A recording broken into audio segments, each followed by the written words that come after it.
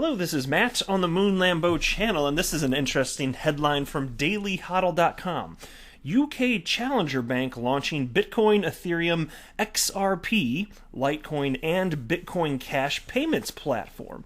And so I've been saying for about the whole time I've been in the crypto space that, sorry, Bitcoin maxi trolls, banks are not going away. However, they are indeed going to evolve, and things are going to change. The way that money moves around the planet, it's going to change, it's going to evolve, and I'm all for that. But the whole idea of the evil banks, as they would say, going away, no, sorry, not happening. Let's be adults about this.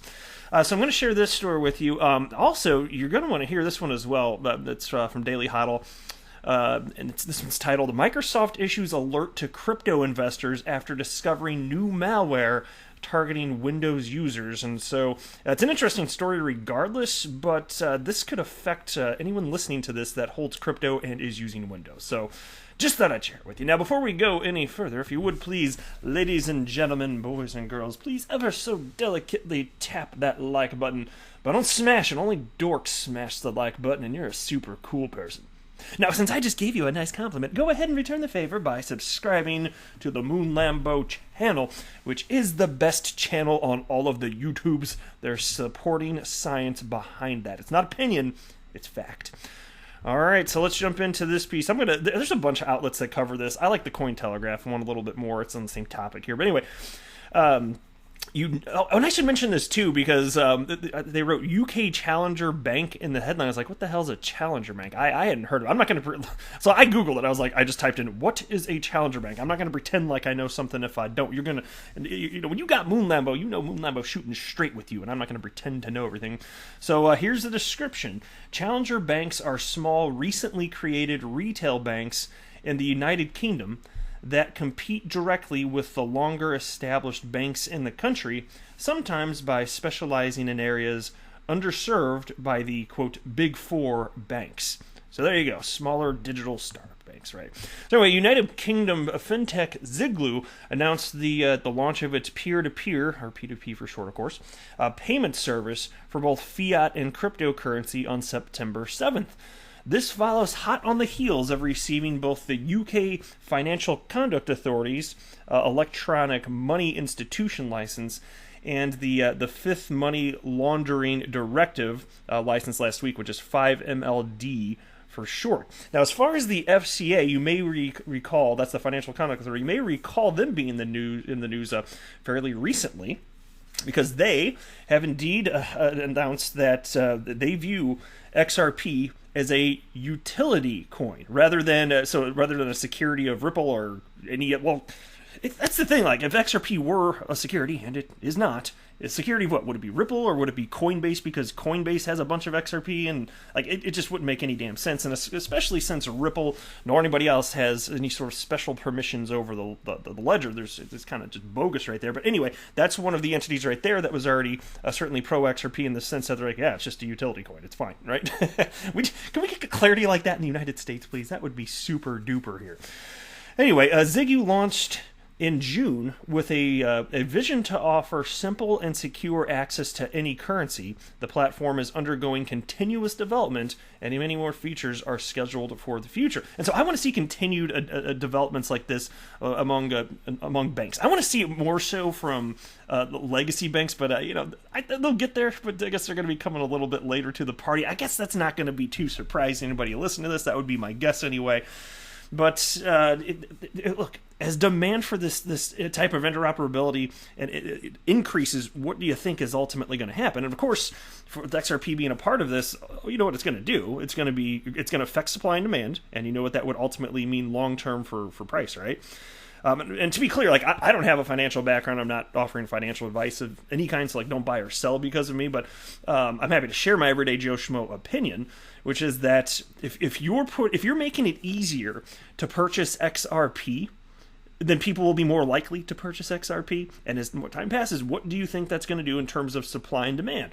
Because don't forget, if XRP were divided evenly across the population of the entire globe, and this would never happen, obviously, but if it were, each XRP holder was going to, each human on the planet, that is, we're going to have the same amount of XRP. There's enough for like something like 12 or 13 XRP per person. So when people say this 100 billion max supply of XRP is a big number, I'm like, no, sorry. Here's your 12 XRP. I'm like, sorry, that does not make any damn sense here. But anyway, Cointelegraph spoke to Ziglu founder and CEO Mark Hipperson about becoming a fully licensed P2P payments in future plans. And he wanted to state that it was actually pretty intense as far as getting approved here. But there's a quote from the Daily Hodl piece I want to make sure I covered with you too, because XRP cited in it. So here you go. The platform now allows trading with Bitcoin, Bitcoin Cash, Litecoin, and Ethereum, and has plans to list XRP later this month. The peer-to-peer services will support all these digital currencies along with the pounds sterling. All right, moving on to, where did I want to go? I think this is it here. All right, so there's a couple tweets I wanted to share with you. This is one that I just put out earlier today because, has anybody, I can't be the only one that thinks this. Well, obviously not because I got a bunch of hearts on this tweet. Does anybody else think it's silly that wallets for crypto are called wallets?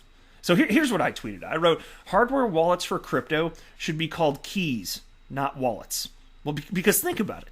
You're like, if you have a hardware wallet, it's not storing it's not storing, like if it's your XRP you're holding or whatever crypto it is, it's not storing it on the damn thing. Whatever cryptocurrency it is that you own, it stays on the blockchain. It's inextricable. You cannot remove it. There's no way to remove it, literally.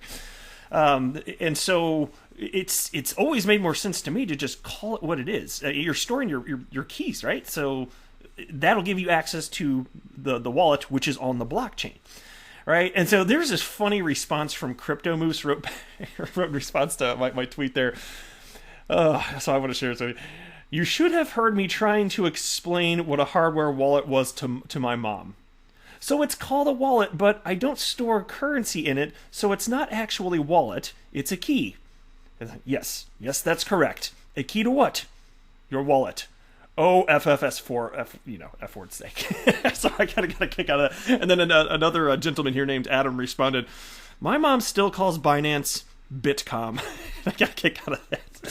So anyway, I just wrote in response to that, I wrote, agreed, some people feel using the term wallet makes it easier for new people to understand crypto, but I say it just makes things more confusing.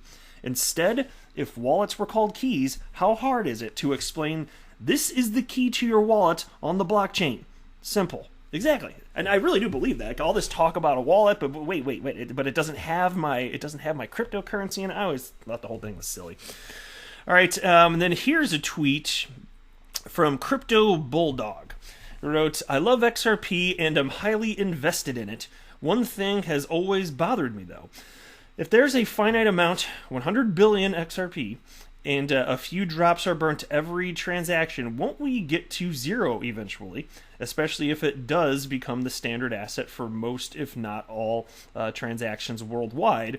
There are likely a few billion transactions every day. So he tagged me along with some others, and I responded with my because I do have general knowledge on this, I just couldn't remember the specifics, but I wrote, people have run some numbers on this. If XRP is adopted globally, it would likely take thousands of years for all XRP to be wiped out. It's not a concern. Great question, though. And so, yeah, I don't think it's a problem. And that's the other thing. Like even though XRP is deflationary, that's not going to be something that is going to, in any sort of real notable way during our lifetimes, increase the the price of XRP. Or I wouldn't think so anyway. If anything, people losing their keys like that, if they're losing big chunks of their XRP because they're being idiot sticks, like that would be something that I would think make it more likely to be a factor in terms of just deflationary pressure on the price of XRP versus against the United States dollar. All right, to end this piece now. Microsoft issues alert to crypto investors after discovering new malware targeting Windows users. And as my grandpappy used to say, people are no damn good. Sage wisdom, grandpappy. Tech giant Microsoft warns crypto investors that a new malware that targets Windows users and steals sensitive financial data is now out in the wild. In a series of tweets, the Microsoft Security Intelligence, or MSI for short, has issued an alert that crypto holders who are using Windows are at risk from a new malware dubbed as Anubis. And here's a quote: "A new info-stealing malware we first saw being sold in the cyber criminal underground in June is now actively distributed in the wild. The malware is called Anubis and uses code forked from Loki malware to steal system info, credentials, credit card details, cryptocurrency wallets." So that sounds a little bit alarming. Now, though Anubis bears the name of an Android banking malware, MSI confirms that it's completely unrelated. Microsoft's threat protection team also explains that the malware appears to have a limited range of targets. And here's another quote: "Anubis is deployed in what appears to be limited initial campaigns that have so far only used a handful of known download URLs and C2 servers." And then they write here, in addition, Anubis appears to be manageable, and users can rely on Microsoft Defender to stop the malware on its tracks here. Now, so as far as I'm aware, because I did a little bit of light Googling on this, and for those of us that have crypto hardware wallets, I've not found anything that would lead me to believe that there's some sort of new susceptibility. The way that those are designed, I don't think that's in particular an issue, which kind of begs the question: who is having the cryptocurrency wallet information saved in such a way that this, that this is actually a threat? And they didn't add. I don't think there's a ton of clarity on that, but as far as I'm concerned, and please tell me, let's share. Because I always say it's fun to learn together with the rest of you guys. I don't pretend to know everything, but unless somebody else is aware of additional threat for anybody using a hardware wallet, like for me, for instance, I use a Ledger Nano S. I don't think that this is anything that that we need to be losing sleep over, but I still think my grandpappy's got some sage wisdom there. But that's it for this video. I am not a financial advisor. Do not buy or sell anything because of anything that I say or write. That would be a very, very, very bad idea. Until next time, to the moon, Lambo!